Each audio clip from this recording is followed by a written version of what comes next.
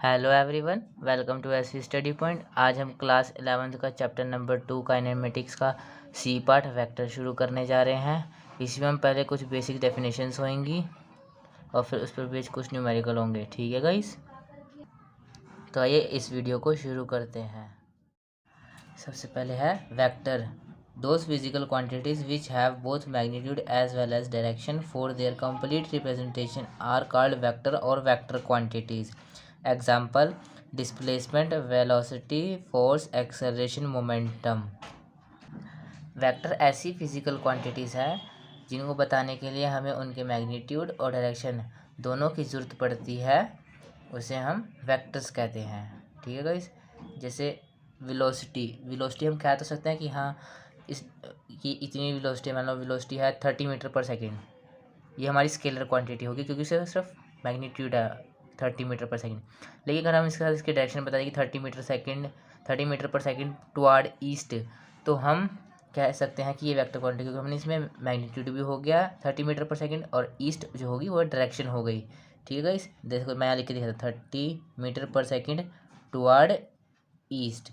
तो ये हो गया हमारा वेक्टर क्वांटिटी, वेक्टर को दर्शाने का तरीका, क्योंकि इसमें इसकी मैग्नीट्यूड भी होगा वेलोसिटी का और इसकी डायरेक्शन भी होगी। ठीक है guys. Need of a vector. अब हमें वेक्टर की ज़रूरत क्यों पड़ी? In one dimensional motion the bodies move along the straight line in which two direction are possible. One dimensional motion में कोई भी बॉडी मूव कर रही है किसी स्ट्रेट लाइन में, तो उसकी दो ही डायरेक्शंस हो सकती है। या तो वो यहाँ पर देख लो, या तो वो आगे जाएगा या वो पीछे आएगा। ठीक है, यानी कि एक ही डायरेक्शन है ना, या इधर या इधर।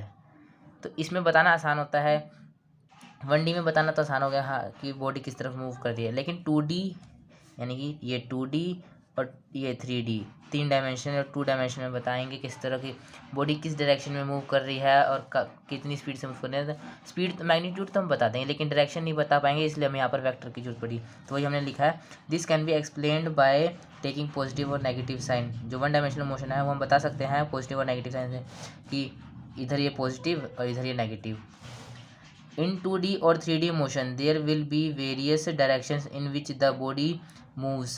This cannot be explained by taking positive and negative sign.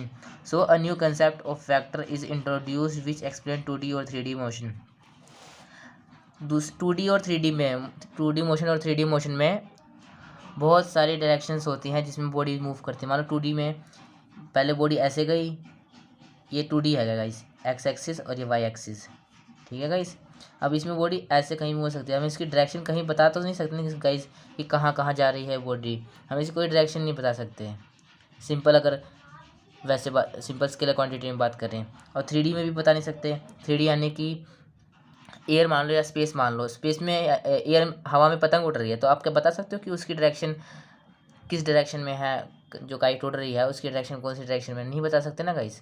तो उसको बताने के लिए और ये 2D और 3D मोशंस को बताने के लिए हमें वेक्टर्स की जरूरत पड़ी, इसलिए ये वेक्टर्स की खोज हुई। ठीक है गाइस। अब अगला है representation of vector in graphical method. A vector ए के ऊपर एरो, वेक्टर को दर्शाने का तरीका होता है किसी भी वेक्टर के ऊपर एरो के साइन। ठीक है। In graphical method a vector A can be represented as a straight line with arrow head, वही straight line with arrow head. ठीक है। In proper direction, this length of line is equal to magnitude of vector and its tip of arrow represent its direction. Vector को दर्शाने का तरीका होता है, कोई भी मान लो वेक्टर है, आर वेक्टर है, आर पोजीशन के लिए डिनोट करते हैं। अब आर वेक्टर अगर हम लिखें तो ये line, this length of line is equal to magnitude of vector. जो ये लाइन है, ये जो वेक्टर है उसके मैग्नीट्यूड के बराबर है, and its tip of arrow represent its direction. और जो ये एरो है, ये एरो ये वेक्टर की डायरेक्शन बताती है। ठीक है, ये पूरा तरीका है किसी भी वेक्टर को दर्शाने का, रिप्रेजेंट करने का। ठीक है गाइस। अगला है modulus of vector. The magnitude of a vector is called its modulus. Modulus of a vector is represented by A vector के दोनों साइड लाइन और सिंपल ए। आपने मैथ में किसी भी दो पॉइंट के का मॉड्यूलस काटा होगा, तो मान लो ये एक लाइन है, मैं यहाँ दिखाता हूँ, ये यहाँ पर दिखा देता हूँ।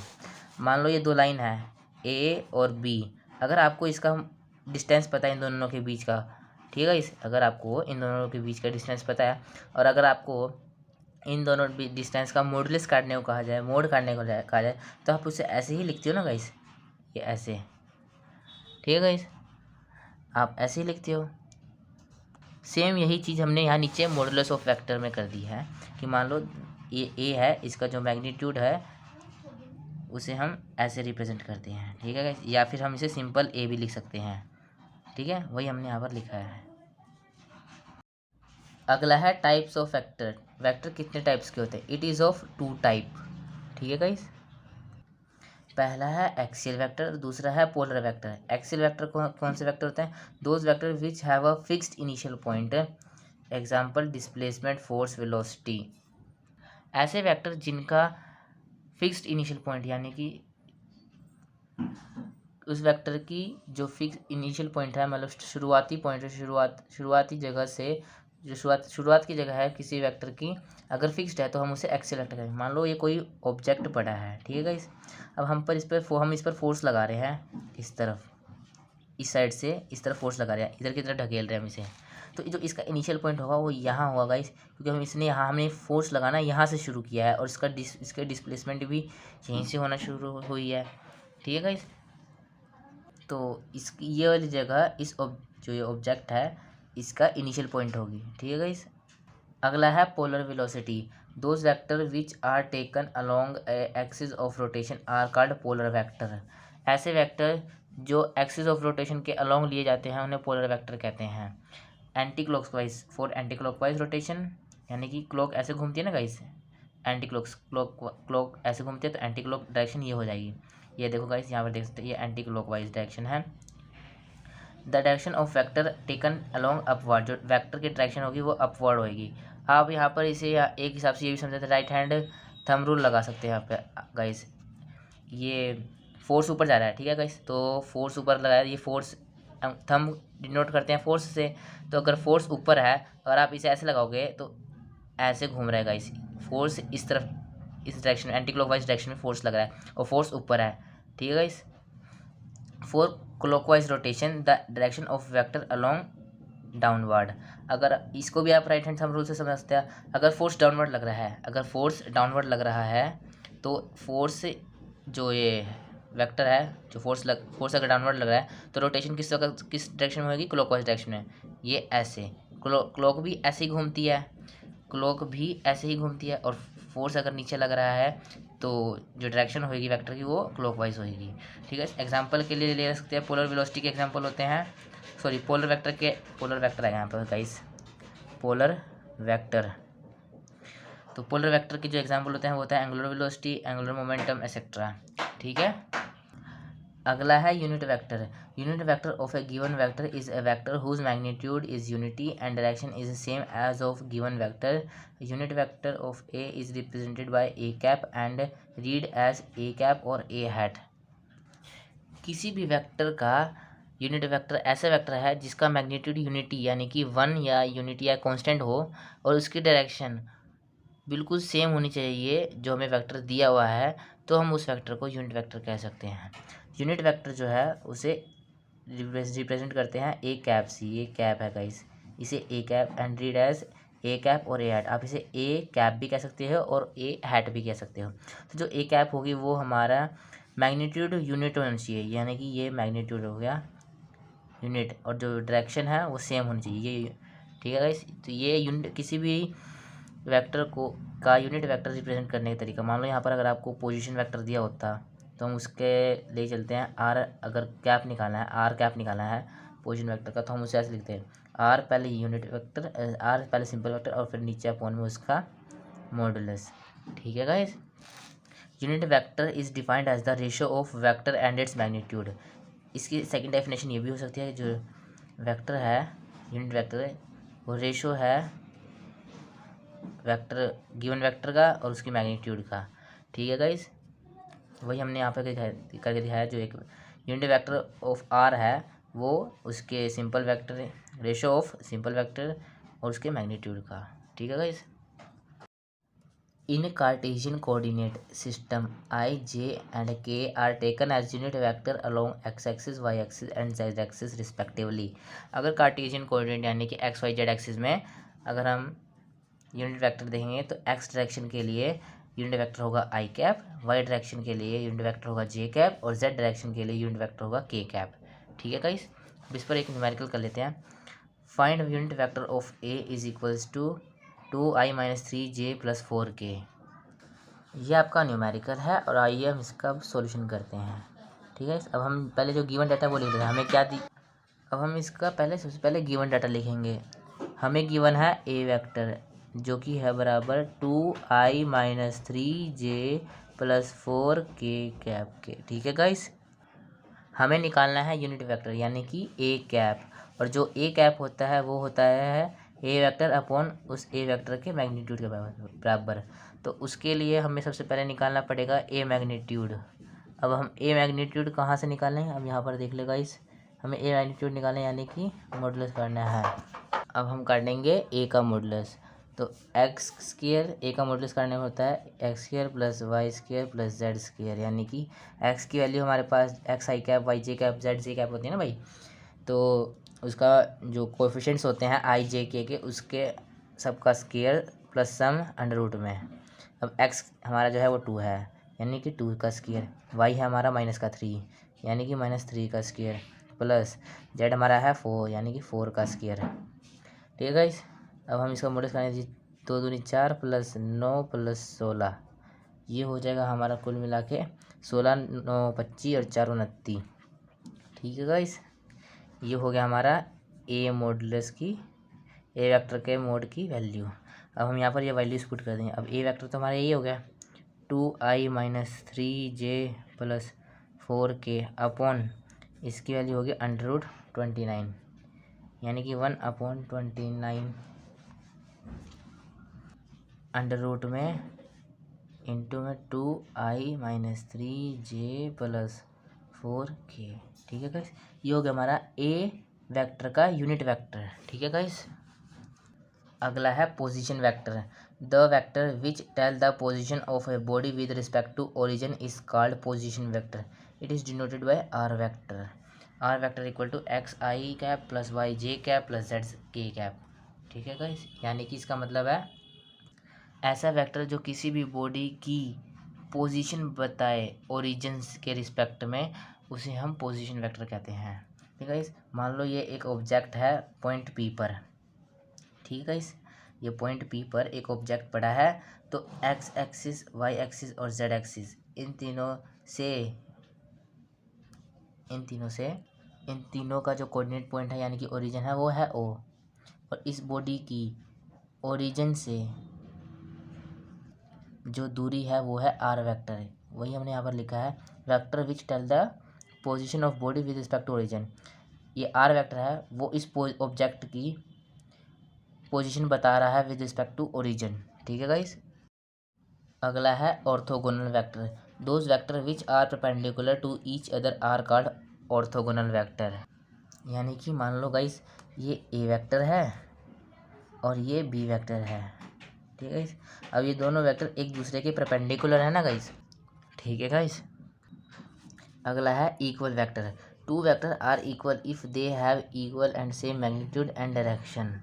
ऐसे दो वेक्टर जिनका इक्वल मैग्नीट्यूड हो और सेम डायरेक्शन हो, ऐसे वेक्टर इक्वल वेक्टर कहलाते हैं। ठीक है, लाइक ये ए वेक्टर और बी वेक्टर दोनों सेम है, यानी दोनों का मैग्नीट्यूड इक्वल हुआ और डायरेक्शन भी एक ही डायरेक्शन में है, तो ये जो ए बी वेक्टर है वो हमारे इक्वल वेक्टर हुए। ठीक है, negative vector. The negative vector of a vector is a vector whose magnitude are same but opposite direction.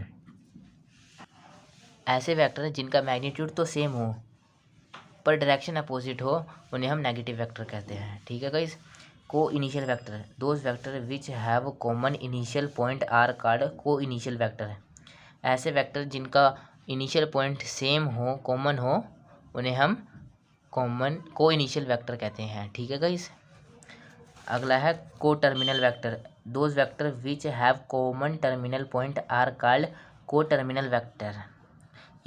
को इनिशियल में तो गाइस ऐसे वेक्टर जिनका ये ए वेक्टर इस डायरेक्शन में और बी वेक्टर इस डायरेक्शन में, तो इन दो वेक्टर्स का जो इनिशियल पॉइंट है वो है ओ।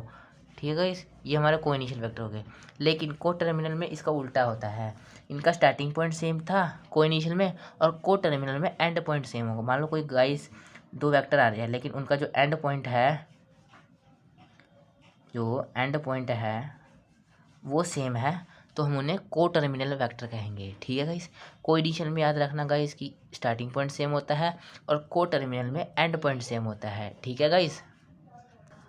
अब है collinear vector, those vector which have common equal और unequal magnitude and are acting along the parallel straight line. ऐसे वेक्टर जिनका मैग्नीट्यूड इक्वल और अनइक्वल हो सकता है, पर एक्टिंग जो दोनों के दोनों वेक्टर होंगे वो पैरेलल स्ट्रेट लाइन में एक्ट करेंगे, तो उन्हें हम कोलिनियर वेक्टर कहेंगे। लाइक ऐसे देख लो गाइस, ये दो वेक्टर है, ये तीन पार्ट्स में डिवाइड है, ये ए पार्ट, ये बी पार्ट और ये सी पार्ट। मैं यहाँ पर आपको 3 एग्जांपल लेके समझाता हूँ। ठीक है गाइस। अब ये देखो गाइस, इन दोनों में ये दो वेक्टर हैं, एक ये वेक्टर है और एक ये वेक्टर है। आप इनको ए भी नाम दे लो, बी, जो भी नाम देना है आप अपने हिसाब से दे सकते हैं। मैं यहाँ पर इनको ए भी लिख चलता हूँ, ए वेक्टर और बी वेक्टर। ठीक है guys. Those vector which have common magnitude या इक्वल और अनइक्वल मैग्नीट्यूड, यहाँ इन दोनों का जो मैग्नीट्यूड है वो सेम है guys, and are acting along parallel straight line, और ये दोनों स्ट्रेट लाइन है, दोनों स्ट्रेट लाइन में मतलब एक ही लाइन में ट्रैवल कर रहे हैं। अब बी का एग्जांपल के हिसाब से, यानी कि दोनों का मैग्नीट्यूड इक्वल तो नहीं है, क्योंकि कहीं ये छोटा है और इसका मैग्नीट्यूड बड़ा है। ठीक है, मैंने आपको वहाँ पर बताया था यूनिट वेक्टर में जो ये लाइन होती है, ये तो मैग्नीट्यूड बताती है, और जो ये एरो है, टिप है, ये डायरेक्शन बताता है। तो हमने यहाँ पर मैग्नीट्यूड की बात, यानी कि ये लाइन छोटी है और ये लाइन बड़ी है गाइस, यानी कि इनका मैग्नीट्यूड तो अनइक्वल हो गया, लेकिन पैरेलल स्ट्रेट लाइन, दोनों एक ही डायरेक्शन में एक ही लाइन में पैरेलल मूव कर रही हैं। इसी तरह इसमें भी इसका जो मैग्नीट्यूड है वो अलग अलग है, ये छोटी लाइन, ये बड़ी लाइन। ठीक है गाइस, पर पैरेलल स्ट्रेट लाइन है, लेकिन डायरेक्शन इन दोनों की सेम है, स्ट्रेट लाइन में दोनों मूव कर रही हैं। ठीक है गाइस, ये हो गया हमारा कोलिनियर वेक्टर। अब है coplanar vector, these are those vector which are acting in the same plane. ऐसे वेक्टर जो सेम प्लेन में एक्ट कर रहे हो, सेम प्लेन में मूव कर रहे हो, उन्हें कोप्लेनर वेक्टर कहेंगे। एग्जाम्पल के तौर पे यहाँ पर आप देख सकते हो, यहाँ पर 3 वेक्टर है, ए वेक्टर, बी वेक्टर और सी वेक्टर। ठीक है गाइस, ये तीनों के तीनों वेक्टर एक प्लेन में मूव कर रहे हैं। एक प्लेन, आप इस जो ये पेपर है इसको एक प्लेन मान सकते हो। तो अब ये तीनों के तीनों वेक्टर इस पेपर जो है, जो ये प्लेन है, उसमें मूव कर रहे हैं, तो इनका प्लेन कॉमन हो गया। तो गाइस इसलिए तीनों वेक्टर को हम कह सकते हैं कोप्लेनर वेक्टर। ठीक है गाइस। अगला है localized vector, those vector whose initial point is fixed are called localized और फिक्स्ड वेक्टर। ऐसे वेक्टर जिनका इनिशियल पॉइंट फिक्स्ड हो, यानी कि इनिशियल पॉइंट बार बार हिले नहीं, एक जगह ही रहे, एक ही रहे, ऐसे वेक्टर हमारे पास लोकलाइज्ड वेक्टर होते हैं। उन्हें हम फिक्स्ड वेक्टर भी कह सकते हैं। Non localized vector, those vector whose initial point is not fixed are called non localized और फ्री वेक्टर। ऐसे वेक्टर जिनका इनिशियल पॉइंट सेम ना हो, फिक्स्ड ना हो, उन्हें हम नॉन लोकलाइज्ड वेक्टर कह सकते हैं और फ्री वेक्टर भी कह सकते हैं। अगला है multiplication of a vector by real number, multiplication of a vector by real number gives another vector whose magnitude is n a. अगर हम किसी वेक्टर को किसी भी रियल नंबर से मल्टीप्लाई करेंगे तो एक अनदर वेक्टर देगा जिसका मैग्नीट्यूड होगा एन ए। मान लो यहाँ पर एन जो है वो रियल नंबर है और जो ए है वो वेक्टर है। अगर इन दोनों को मल्टीप्लाई करेंगे तो ये दोनों मिलकर एक अलग वेक्टर देंगे जिसका मैग्नीट्यूड होगा एन ए। ठीक है guys, real number multiply vector is equal to gives another vector. Multiplication of a vector by scalar, scalar multiply vector is equal to another vector. अगर हम, यानी कि if a vector is multiplied by scalar gives another vector, अगर हम किसी scalar quantity को vector quantity से multiply करेंगे तो एक अलग वेक्टर क्वांटिटी देगा। यहाँ पर एग्जांपल में देख लो, m इंटू वी, यहाँ पर m जो है वो है scalar quantity, mass is a scalar quantity, and v is यानी velocity is a vector quantity, gives p यानी momentum, mass multiply velocity is equal to momentum. यानी कि स्केलर और वेक्टर मल्टीप्लाई होकर एक अलग वेक्टर दे दिया इन्होंने, मास स्केलर, वेलोसिटी वेक्टर और मोमेंटम भी वेक्टर है। ठीक है गाइस। अगला है resultant vector, the resultant of two और more vector is a vector which produce same effect और is produced by individual vector together. दो या दो से अधिक वेक्टर का जो रिजल्टेंट होगा वो बिल्कुल वही इफेक्ट प्रोड्यूस करेगा जो अलग अलग वेक्टर्स इकट्ठे मिलके प्रोड्यूस कर देंगे। यानी कि मान लो ये दो वेक्टर, मैं यहाँ पर एग्जांपल लेकर समझाता हूँ। ये ए वेक्टर है और ये बी वेक्टर है। मैं यहाँ डायरेक्शन दे, ये ए वेक्टर की डायरेक्शन, ठीक है, और ये बी वेक्टर की डायरेक्शन। तो जो इनका जो रिजल्टेंट है आर, ये रिजल्टेंट है जो आर, सेम वही इफेक्ट पैदा करेगा जो ये अलग अलग होकर भी करेंगे। ठीक है गाइस, जो ये दोनों वेक्टर अलग अलग होकर जो इफेक्ट प्रोड्यूस करेंगे वही इफेक्ट सेम ये आर भी प्रोड्यूस करेगा। ठीक है, एग्जांपल मान लो ए वेक्टर है 25, ए की वैल्यू है 25 और बी की वैल्यू है 15। तो अगर आप इनका रिजल्टेंट काट दोगे तो मिला के हो जाएगा 40। ठीक है गाइस, और अगर इनको अलग अलग भी रिजल्टेंट काट दिया तो भी 40, और अगर अलग अलग करके भी ऐड करोगे तो भी 40। ठीक है गाइस, आई होप आपको ये आज के टॉपिक अच्छे से समझ में आए होंगे। आप इन टॉपिक्स को अच्छे से पढ़िए, इस वीडियो को बार बार देखिए। अगर कोई डाउट रह जाता है तो आप उसे कमेंट सेक्शन में कमेंट करें, हम आपके डाउट सॉल्व करेंगे। अगर आप में से किसी को भी पर्सनली डाउट लेने हैं तो मैंने नीचे डिस्क्रिप्शन बॉक्स में व्हाट्सएप ग्रुप का लिंक दिया है, आप उसे ज्वाइन कर सकते हैं। आप अपने किसी भी नोट्स, किसी भी न्यूमेरिकल, किसी भी टॉपिक्स, किसी भी चीज़ से रिलेटेड अगर कोई डाउट है तो आप वहाँ पर अपने डाउट्स पूछ सकते हैं। ठीक है गाइस, होप आप सबको आज की ये वीडियो अच्छी लगी होगी। अगर आपको ये वीडियो अच्छी लगे तो इस वीडियो को लाइक करें, कमेंट करें और चैनल को सब्सक्राइब करें, और अपने फ्रेंड्स को भी बताएं कि इस चैनल पर आपको अपने डाउट्स क्लियर कर देते हैं, आपके यहाँ पर डाउट्स क्लियर होते हैं। और अपने फ्रेंड्स को भी रिकमेंड करें कि इस चैनल को सब्सक्राइब करें। Thank you.